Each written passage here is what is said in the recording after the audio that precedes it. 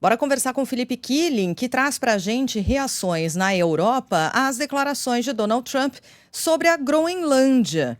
E a Europa se posiciona dizendo que não vai tolerar violações das suas fronteiras. Estava na cara que ia gerar esse tipo de reação, né, Killing? Bom dia para você.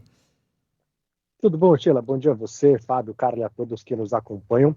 Alemanha e França já se manifestaram em relação a essa declaração de Donald Trump, né? Ele deu uma coletiva de imprensa no estilo Donald Trump, bonde sem freio, né? Falando sobre o canal do Panamá, que quer renomear o Golfo do México para Golfo das Américas, sobre a Groenlândia, que não descarta coerção militar e econômica para conquistar esse território. E é claro que a Europa reagiu. Olaf Scholz, chanceler da Alemanha, líder político da principal economia do bloco europeu, afirmou que o princípio de inviolabilidade das fronteiras europeias se aplica a qualquer nação.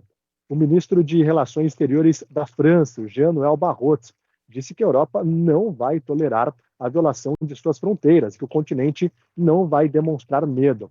A Groenlândia é a maior ilha do mundo. Tem uma população de 58 mil habitantes, menos de 60 mil, mas é muito importante para os Estados Unidos do ponto de vista econômico e militar.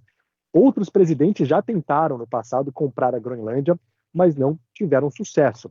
É um território que pertence à Dinamarca, que controla há mais de 300 anos, que subsidia enviando 500 milhões de euros por ano, mas para os Estados Unidos tem importância militar. Lembrando que os Estados Unidos têm uma base militar na Groenlândia desde o fim da Segunda Guerra. Mas porque com o derretimento da geleira se torna uma rota marítima importante, a Rússia tem aumentado a presença na região.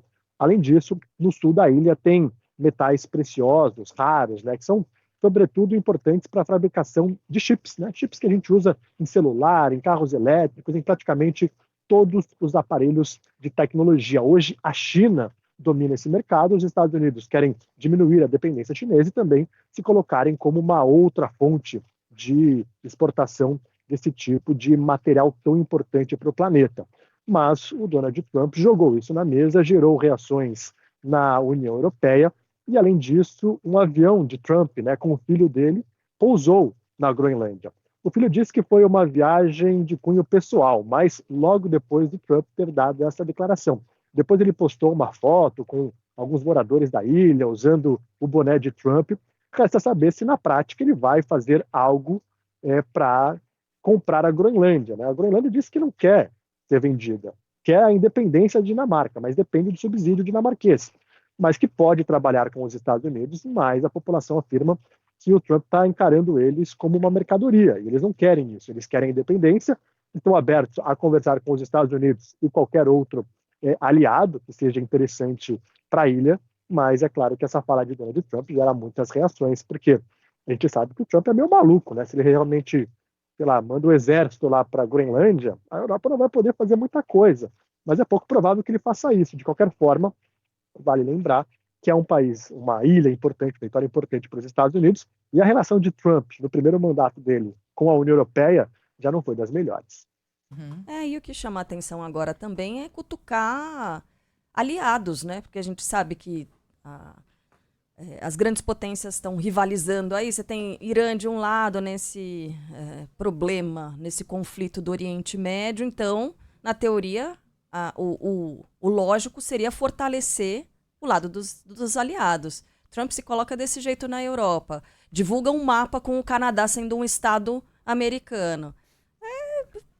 No mínimo interessante esses tempos, né, que a gente tem vivido, Killing. Não, e aí dois pontos, né, sobre a Groenlândia e criticar os europeus. O principal parceiro comercial da União Europeia é a China. O Trump pode, de repente, jogar a Europa no colo da China. A China ia adorar que isso acontecesse. E sobre o Canadá tem uma visão mais alinhada com o Partido Democrata, né? Então seria um Estado democrata, não sei se vocês viram esse gráfico, que teria 45 cadeiras. 45 delegados numa possível eleição. Talvez seria um tiro no pé de Trump, sei lá. Que estratégia. Ô, Killing,